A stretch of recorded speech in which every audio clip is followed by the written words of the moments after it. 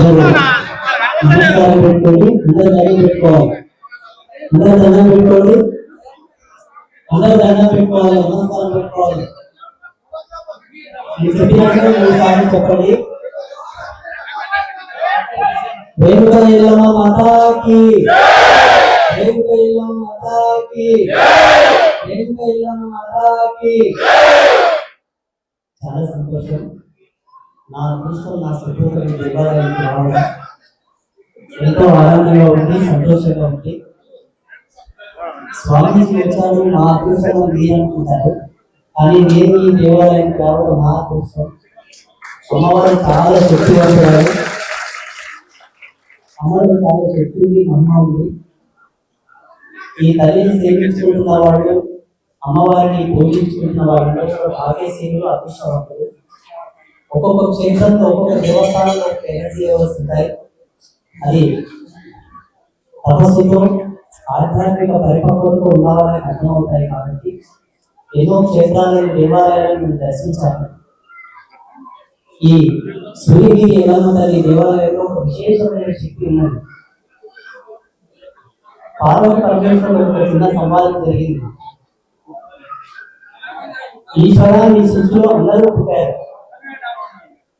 శక్తివంతమైనటువంటి దుర్గ పుట్టింది, ఐశ్వర్యమూలమైనటువంటి లక్ష్మి పుట్టింది, సకల కళలకు అన్ని విద్యలకు మూలమైన సరస్వతి పుట్టింది, మహాపతివ్రతలు పుట్టారు, ఎందరో పుట్టారు, అందరూ పుట్టారు. కానీ అందరూ కలగలుపుకొని పుట్టినటువంటి మహాశక్తి ఎవరు ఉన్నారు అని అడిగింది.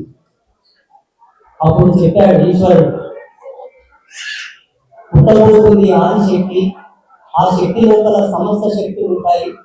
అన్ని శక్తులు ఉన్న కలియుగంలో మానవుడు ఎలా బ్రతకాలో తాను ఆచరించి కష్టపడి ఏవి జోగి అన్ని విధాలుగా అన్ని కష్టాలు స్థిరపడి అనుభవించి పుడుతుంది ఆదిశక్తి అని చెప్పింది.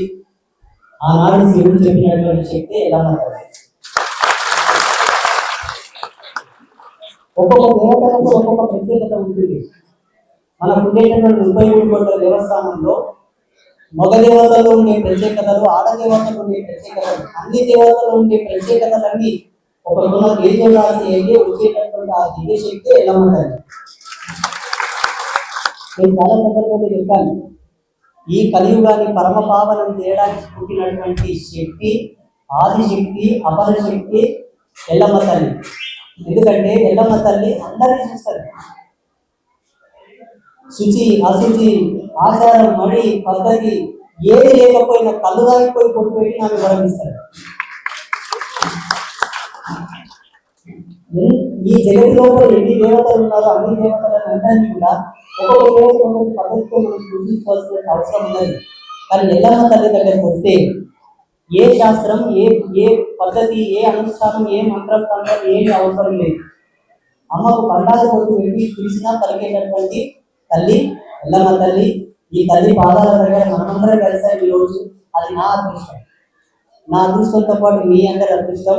మరి ఈ క్షేత్రానికి రమ్మని నన్ను 3 నెలల నుంచి ప్రాధాయపడినటువంటి మన చైర్మన్ గారు వీళ్ళు పీఠానికి వచ్చారు.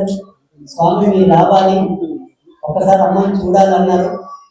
కమిటీ మెంబర్స్ అందరూ కలిసి వచ్చారు, గ్రామ పెద్దలు అందరూ వచ్చారు. రావడానికి కుదరలేదు. జాతరకి కూడా రమ్మన్నారు, బోనాల పండుగ కూడా రమ్మన్నారు, రావడానికి కుదరలేదు. ఈరోజు అమ్మ ఎలాగైనా రమ్మని ఆదేశం ఇచ్చింది, వచ్చారు. మీ అందరి అదృష్టం, నా అదృష్టం. మరి మీరందరూ కూడా అమ్మ సేవలో ఉండండి. ఎల్లమ్మ తల్లి ఆశిస్తుంది దొరికితే సార్, ఈ చరిత్రలో వేరే ఆశీర్వాదం అవసరం లేదు. అందరికీ శుభాశీస్సులు. మీ అందరికీ అనేక మంగళాశాసనాలు తెలియవస్తూ, మా ఆచార్యులు కూడా నిన్న వచ్చారు హోమానికి, పీఠానికి వచ్చి ఆ స్వామీజీ మీరు దేవాలయానికి వస్తున్నారంటే చాలా శక్తివంతమైన అమ్మవారు, చాలా మహిమలు గల తల్లి, మీరు చిన్నప్పటి నుంచి చూస్తున్నామని మా ఆచార్యులు కూడా చెప్పారు. చాలా సంతోషం. మీ అందరికీ శుభాశీస్సులు. ఎల్లమ్మ తల్లి యొక్క అనుగ్రహం శుభం భవతు.